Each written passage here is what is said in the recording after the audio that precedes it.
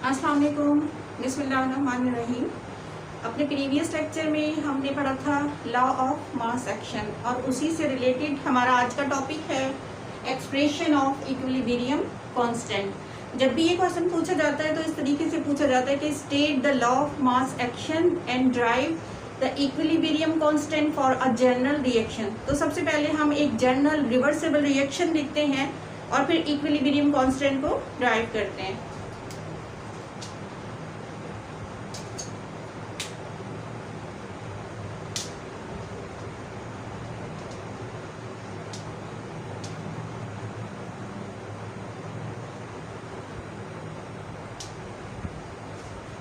अब ये हमारे पास यहाँ पर एक जनरल रिवर्सिबल रिएक्शन है, तो यहाँ पे मोल कंसंट्रेशन को यानी कोएफिशिएंट को जो है वो हम रिएक्टेंट में A और यहाँ पे इसको रिप्रेजेंट करेंगे B।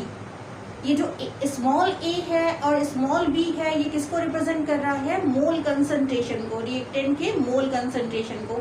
जो भी कोएफिशिएंट लगा होता है उसको रिप्रेजेंट कर रहा है। और यहाँ पे प्रोडक्ट के कोएफिशिएंट को स्मॉल c और स्मॉल d से रिप्रेजेंट करेंगे। तो सबसे पहले हम फॉरवर्ड रिएक्शन लेते हैं। आपको पता है कि फॉरवर्ड रिएक्शन हमेशा लेफ्ट टू राइट डायरेक्शन में होता है। तो forward reaction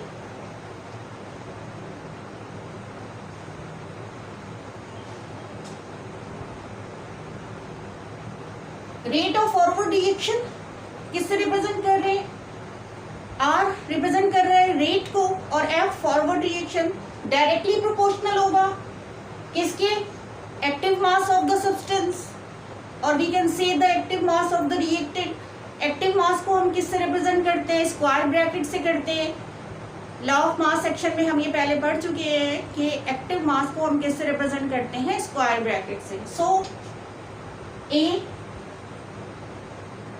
B small a as a power, mole concentration, small b coefficient for the B जिसको हम पावर से शो कर रहे हैं। तो rate of forward reaction is directly proportional to the active mass of the reactant. और reactant जो general reactant हमारे पास है वो कौन से हैं? A and B। इनके मोल कंसंट्रेशन को हमने किससे रिप्रेजेंट किया है? स्मॉल a और स्मॉल b से। अब हमने क्या करना है कि हमने यहाँ पे जो डायरेक्टली प्रोपोर्शनल का साइन है हमने इसको रिप्लेस करना है कांस्टेंट से। हमने इसको यहाँ से रिमूव करना है, इसको यहाँ से हटाना है। इसको हटाने के लिए हम क्या करेंगे? ये हो जाएगा RF equal to KF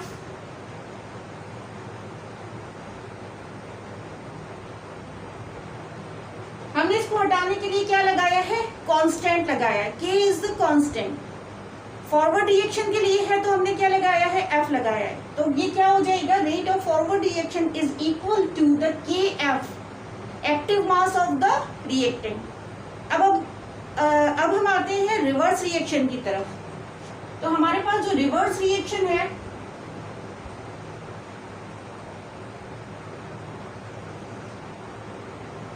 rate of reverse reaction directly proportional होगा active mass of the product. तो यहाँ पे क्या हो जाएगा? C, यहाँ पे क्या हो जाएगा? D। इसके मोल कंसंट्रेशन को किससे रिप्रेजेंट करेंगे हम? स्मॉल c से स्मॉल d से। अब हमने क्या करना है? यहाँ से डायरेक्टली प्रोपोर्शनल के साइन को रिमूव करना है। जब हम इसको रिमूव करेंगे तो ये हो जाएगा R यानी कि rate of reverse reaction is equal to the Kr. What is the Kr? Kr is the rate constant of the reverse reaction.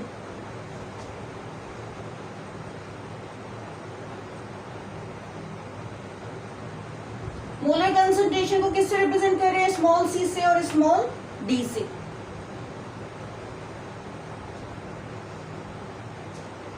हमें पता है कि इक्विलिब्रियम वो पॉइंट है जिसके ऊपर रेट ऑफ फॉरवर्ड रिएक्शन और rate of reverse reaction equal होते हैं। तो यहाँ पे ये क्या हो जाएगा? Rate of forward reaction is equal to the rate of reverse reaction. अगर हम इसकी जगह पे यानी RF और RR की जगह पे इसकी वैल्यूज को पुट करते हैं, रेट ऑफ फॉरवर्ड रिएक्शन की वैल्यू हमारे पास क्या है? ये है।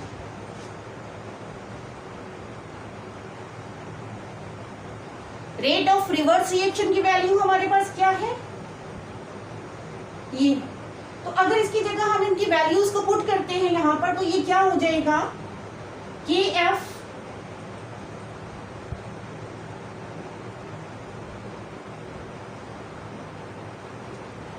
is equal to the KR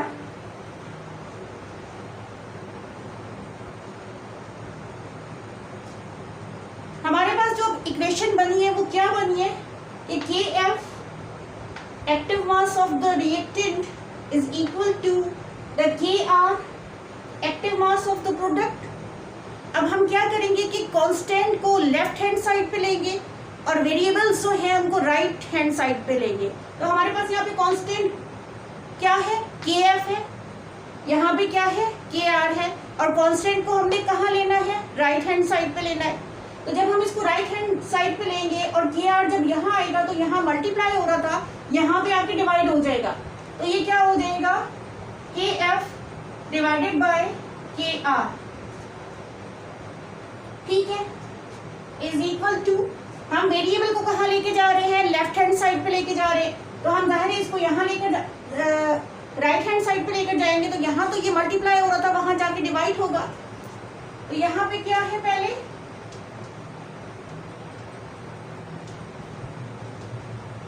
already मौजूद थी, इसको हम वहां लेकर गए, तो ये यहाँ आने के बाद क्या हो जाएगा,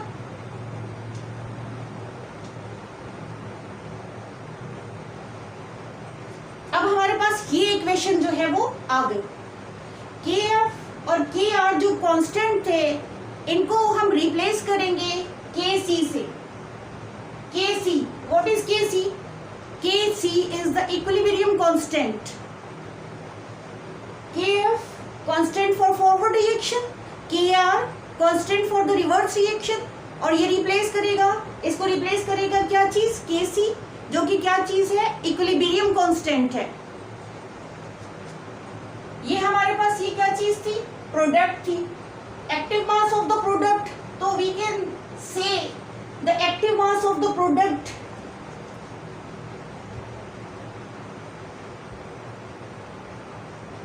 और एक्टिव मास को हमने किससे रिप्रेजेंट किया, स्क्वायर ब्रैकेट से। हमने यहाँ पे इसको लिखा है active mass of the product divided by the active mass of the reactant. तो हमारे पास इक्विलिब्रियम कांस्टेंट जो है वो डिराइव हो गया है इस जनरल इक्वेशन के लिए। क्या क्या है ये, KC इक्विलिब्रियम कांस्टेंट है, किसके इक्वल होता है, KC is equal to the active mass of the product divided by the active mass of reactant. KC की यूनिट की बात इंशाल्लाह ताला हम अपने नेक्स्ट वीडियो लेक्चर में करेंगे कि KC की कब यूनिट होती है इक्विलिब्रियम कांस्टेंट की, और कब जो है वो इसका यूनिट नहीं होता, और हम इसका यूनिट भी कैसे ड्राइव कर सकते हैं। अस्सलाम वालेकुम, बिस्मिल्लाहिर्रहमानिर्रहीम। अपने प्रीवियस लेक्चर में हमने पढ़ा था लॉ ऑफ मास एक्शन, और उसी से रिलेटेड हमारा आज का टॉपिक है एक्सप्रेशन ऑफ इक्विलिब्रियम कांस्टेंट। जब भी ये क्वेश्चन पूछा जाता है तो इस तरीके से पूछा जाता है कि state the law of mass action and drive the equilibrium constant for a general reaction. तो सबसे पहले हम एक जनरल रिवर्सिबल रिएक्शन लिखते हैं और फिर इक्विलिब्रियम कांस्टेंट को ड्राइव करते हैं।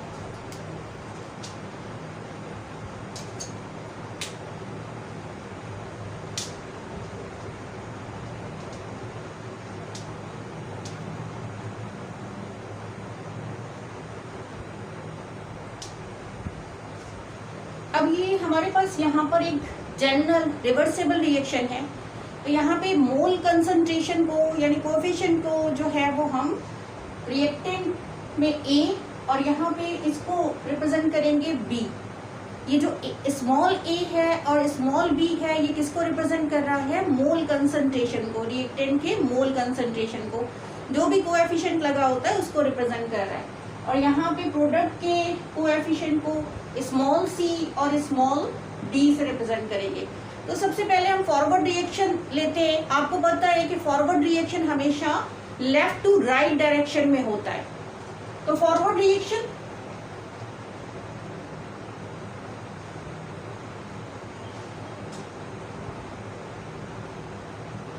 रेट ऑफ फॉरवर्ड रिएक्शन किससे रिप्रेजेंट कर रहे हैं? आर रिप्रेजेंट कर रहे हैं रेट को और F forward reaction. Directly proportional होगा किसके? Active mass of the substance, और we can say the active mass of the reactant. Active mass को हम किससे रिप्रेजेंट करते हैं? स्क्वायर ब्रैकेट से करते हैं। लॉ ऑफ मास सेक्शन में हम ये पहले पढ़ चुके हैं कि एक्टिव मास को हम किससे रिप्रेजेंट करते हैं? स्क्वायर ब्रैकेट से। So A B, small A as a power, mole concentration, small B coefficient for the B जिसको हम पावर से शो कर रहे हैं। तो rate of forward reaction is directly proportional to the active mass of the reactant.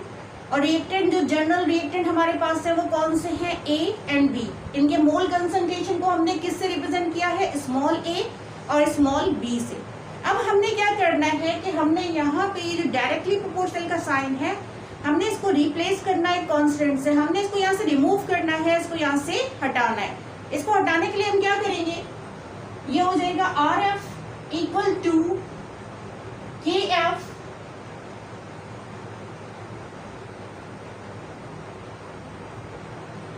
हमने इसको हटाने के लिए क्या लगाया है? कांस्टेंट लगाया है। के is the constant. Forward reaction के लिए है तो हमने क्या लगाया है? एफ लगाया है। तो ये क्या हो जाएगा? Rate of forward reaction is equal to the K F active mass of the reactant. अब हम आते हैं रिवर्स रिएक्शन की तरफ। तो हमारे पास जो रिवर्स रिएक्शन है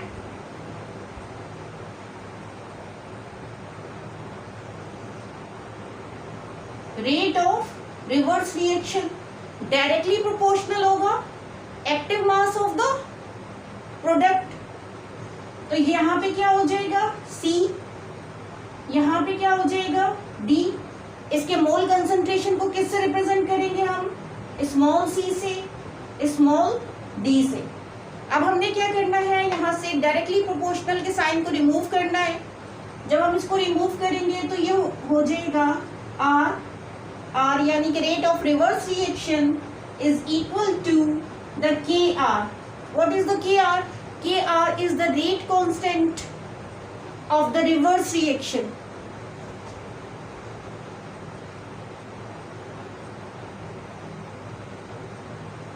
मोलर कंसंट्रेशन को किससे रिप्रेजेंट कर रहे हैं? स्मॉल c से और स्मॉल d से।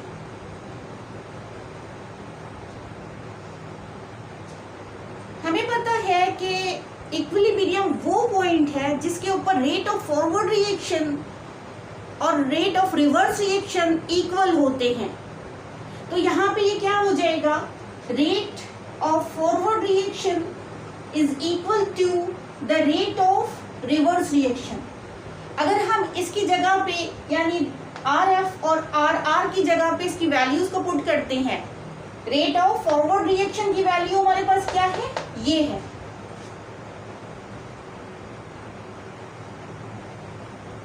रेट ऑफ रिवर्स रिएक्शन की वैल्यू हमारे पास क्या है? ये। तो अगर इसकी जगह हम इनकी वैल्यूज को पुट करते हैं यहाँ पर तो ये क्या हो जाएगा? के एफ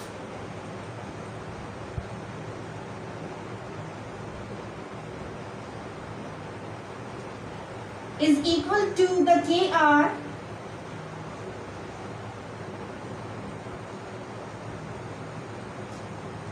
हमारे पास जो इक्वेशन बनी है वो क्या बनी है? कि K F active mass of the reactant is equal to the K R active mass of the product. अब हम क्या करेंगे कि कांस्टेंट को लेफ्ट हैंड साइड पे लेंगे और वेरिएबल्स जो है उनको राइट हैंड साइड पे लेंगे। तो हमारे पास यहाँ पे कांस्टेंट क्या है? के एफ है। यहाँ पे क्या है? के आर है। और कांस्टेंट को हमने कहाँ लेना है? राइट हैंड साइड पे लेना है। तो जब हम इसको राइट हैंड साइड पे लेंगे और के आर जब यहाँ आएगा तो यहाँ मल्टीप्लाई हो रहा था, यहाँ पे आके डिवाइड हो जाएगा। तो ये क्या हो जाएगा? के एफ डिवाइडेड बाय के आर, ठीक है, इज इक्वल टू, हम वेरिएबल को कहाँ लेके जा रहे हैं? लेफ्ट हैंड साइड पे लेके जा रहे हैं। तो हम जाहिर है इसको यहाँ लेकर राइट हैंड साइड पे लेकर जाएंगे तो यहाँ तो ये मल्टीप्लाई हो रहा था, वहां जाके डिवाइड होगा। तो यहाँ पे क्या है? पहले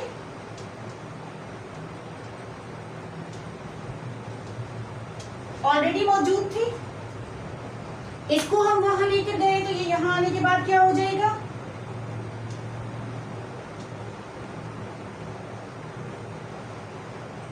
अब हमारे पास ये इक्वेशन जो है वो आ गई। के एफ और के आर जो कांस्टेंट थे इनको हम रिप्लेस करेंगे के सी से। के सी, what is K C? K C is the equilibrium constant. K F constant for forward reaction, K R constant for the reverse reaction, और ये रिप्लेस करेगा, इसको रिप्लेस करेगा क्या चीज? के सी, जो कि क्या चीज है? इक्विलिब्रियम कांस्टेंट है। ये हमारे पास ये क्या चीज थी? प्रोडक्ट थी, active mass of the product. तो we can say the active mass of the product